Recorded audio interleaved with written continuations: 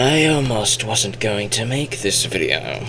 Rosemary's Baby is something of an enigma to me on many, many levels. This film is beloved by many and is considered one of the greatest horror movies of all time.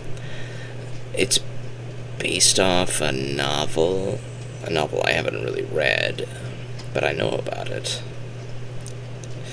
I hadn't watched this movie since ever. I've heard it being discussed by plenty of critics who give it an unending amount of praise. So I went into this film with extremely high expectations because people I really respect really, really liked this film. So I thought I was going to find something incredibly amazing. What I ended up finding was something that is uncomfortable. It's amazing in different ways, in ways I wasn't expecting it to be amazing, and I also have to turn off my modern-day lenses and realize that this was a film that was filmed in the 60s, based off a book that was written in the 60s. It is very much a product of its time period and all of the civil struggles that were going on in this time period. With that respect put into place, I have to realize that the things that these characters, particularly the character of Rosemary, struggle through are a product of its time, though they can be viewed at through a modern lens and be seen with the reaction of anger, frustration, and helplessness. Rosemary's Baby is a very claustrophobic film. It is a very suffocating film. What do I mean by that? Well, you spend the bulk of the film with Rosemary. Rosemary, the character, is a housewife archetype. She isn't exactly going out there being the take charge gal, in a career lady. She's not a career woman. She's a homemaker. She lives at the home and she makes the home, basically. Her husband is an actor, a stage actor for plays, and they move to a new apartment. In this apartment, they are warned by their friend Hutch that this apartment has a history of rumored, alleged witchcraft, and this witchcraft and stuff makes him very hesitant to give them their blessing to move to this apartment. The husband waves it off, and the wife, since the husband has waved it off as well. So, yeah. Right away, we see that Rosemary has a lost sense of self. Or rather, her sense of self seems to be hindered. It seems to be repressed. It seems to be pushed down to the point that her ideas, she doesn't feel confident in them unless they're backed up by other people. Or if other people give her ideas, she will claim them as her own and would say, oh, she read this in a magazine, or, oh, she watched this on the news or something. And she would say that this information she was told by sources that she views to be authoritative and takes them up as her own, essentially. And, of course, one of those authoritative sources is her husband, so all of the sources and stuff that he says she takes to be as truth. So when he talks her down from her fears, she would accept them, but at some point, deep down in her character, in her psyche, she is still uncomfortable. She's very much a prisoner within her own body, within her own life, within her own surrounding, within her own self, surrounded by people that suffocate her. As we go on through the film, she would get impregnated because her husband wants to make a baby. All of a sudden, he didn't want to before, but suddenly his career's going in the right direction and he wants to make a baby now. So he convinces Rosemary to do this. Now, I'm skipping ahead. There's a lot of stuff that happens in between that. And one of the major focuses is this elderly couple, their neighbor on the same floor in this new apartment. I am not a fan. Because they are the epitome of the nosy neighbor. The nosy neighbor that never leaves you alone. The nosy neighbor that's always waving at you when you go to get the mail, always trying to stop you when you're trying to take a walk so that they can give you a 20-minute conversation when you wanted a 1-minute hi and hello and walk away, but they keep coming after you. They keep on dropping by to give you leftovers. They keep on saying, oh, you should do this, oh, you should do that, oh, blah, blah, blah, blah, blah. And they are some of the most suffocating and infuriating types of characters I have ever come across. And they're acted exquisitely, believably so. I have nothing but praise for these actors who portrayed this infuriating couple.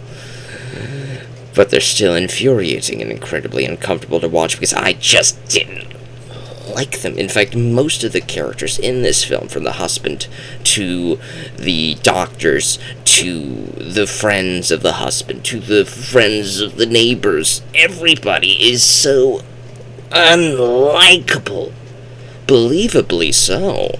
These are incredible actors who could transform their demeanors into something that on the surface feels very friendly, but there's an undertone to all of these characters that just makes them feel incredibly unlikable. And as I said, this is a very suffocating film, especially if you latch on to the main character of Rosemary, because she's very much a prisoner in her own life. She cannot make her own choices. She cannot make her own decisions. Her own ideas get shot down. Her decisions that she does get to make, like when she gets to change her hair, gets shot down. Everything that she chooses to do of her own volition is discouraged. All of the choices that she gets to do were chosen for her by her husband, by her nosy neighbors, by her doctor. Everything from she didn't even get to choose her own doctor. The doctor was chosen by the nosy neighbors, and right away you should get some red flags there. Everybody in her life suspiciously has been referred to her through these nosy neighbors or through her husband, who has been spending a lot of time with these nosy neighbors. And this is where one of my major cons of the film comes into play. While I have nothing but praise for most of the actors and all the believability and the parallel between the civil struggles of the 60s and how they're reflected in the film, I think that is all incredible. I think that is all amazingly well done. It is very uncomfortable to watch because I feel like that is the intention, to make you uncomfortable, to make you squirm, to make you feel helpless, just like she does. And they do it perfectly. They do it with such well... But then this is one of my major cons, which really lost it a lot of points. I don't know what the intention was with this scene. I don't know if it was in the book, or I don't know if they just poorly translated it from the book to the silver screen. I do not know, but during the lovemaking session, she is drugged. She's, drugged, yes. The nosy neighbor lady knocks at their door right before they're about to get it on, so to speak, right before they're about to have dinner, after they have dinner or something. They're going to have a special night to themselves. And then the nosy neighbor knocks at the door and hands the husband 2 parfaits, desserts, basically. And right away you suspect, oh, these desserts are probably drugged. You've been hearing a lot of creepy cultish crap coming on or behind the doors, and the husband's saying, oh, they're just having friends, blah, blah, blah, blah, blah. But you get the feeling there's something strange going on with these nosy neighbors, and you think, oh, these parfaits are probably drugged, right? So the husband makes her eat the parfait. Weird. So you get the feeling he might be in on something. What's going on here? He at first didn't like these nosy neighbors, but now he loves them. That's strange. Anyways, he makes her eat the parfaits, and then she starts to feel all groggy and drugged. So she falls asleep, allegedly, and then she wakes up in, allegedly, her sleep, to see her husband and all of the nosy neighbors and the doctor man and all of the people surrounding her in her life currently are all watching her. And something is atop her, and it's not her husband, and something penetrative happens. It's a very nightmarish experience that you're supposed to believe is a nightmare. The thing is that this whole conspiratorial whodunit, the whole investigative section throughout the bulk of the second act, as Rosemary is trying to figure out what's going on with her baby and everything, has already been spoiled to you in the nightmare sequence. You know everybody involved in this conspiracy because they were all present in the scene of the nightmare. I feel like you should have kept everybody except the creature, which you should keep into shadow in the nightmare. There, you should have kept everybody else, from the nosy neighbors to the husband to the doctor to everybody that you see standing around the bed. You should have kept their faces in shadow so that you couldn't know who they were, so that you would be in Rosemary's position of not knowing what's going on and who's doing what and all that suspicions. So you could question whether or not her suspicions of her husband, of her neighbors, and all that stuff is real, or if she's just being overdramatic, right? I feel like they spoiled too much of that in that dream sequence. They showed you a little bit too much.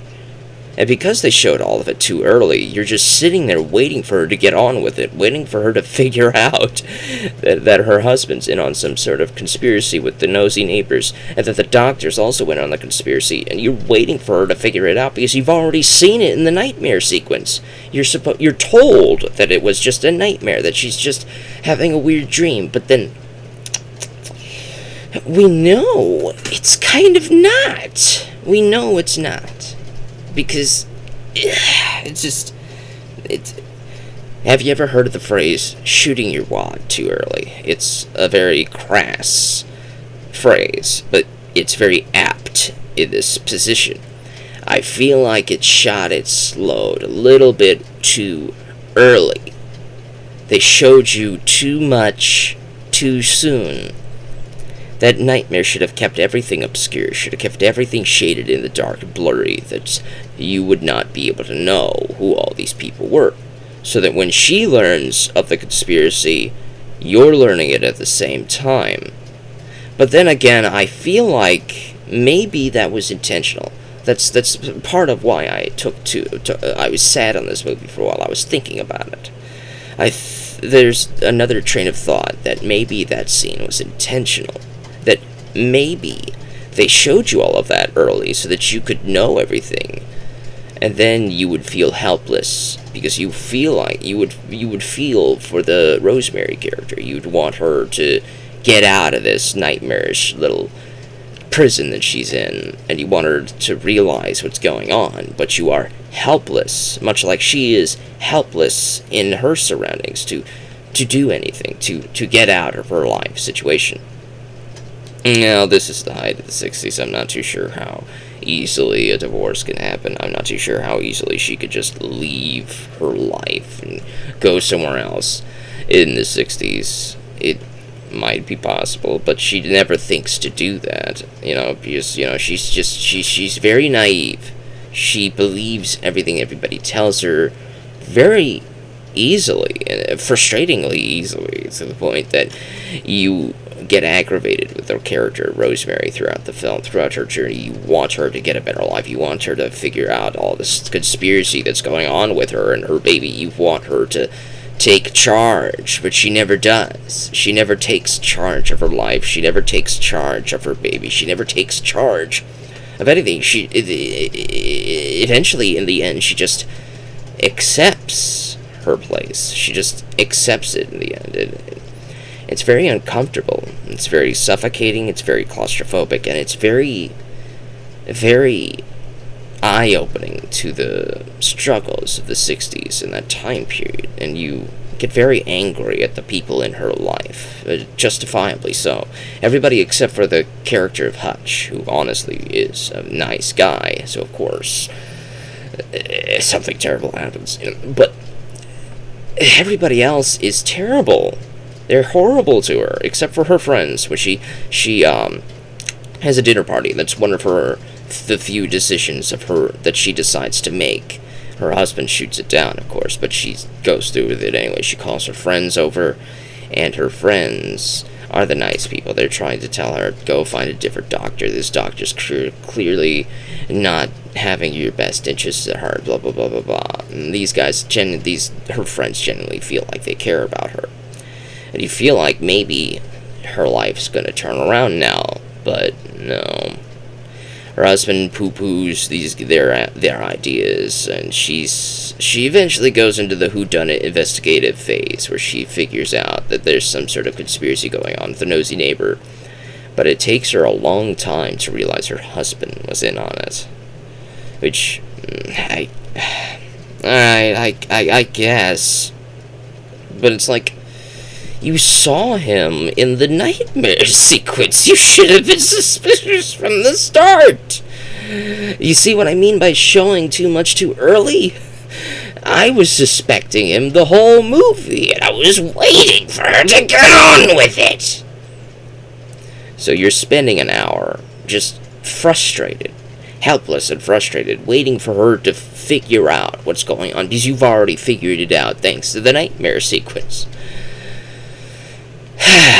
Either way, this is a very well-made film. It is very well acted. I might not agree with a lot of the shots that they decided to do.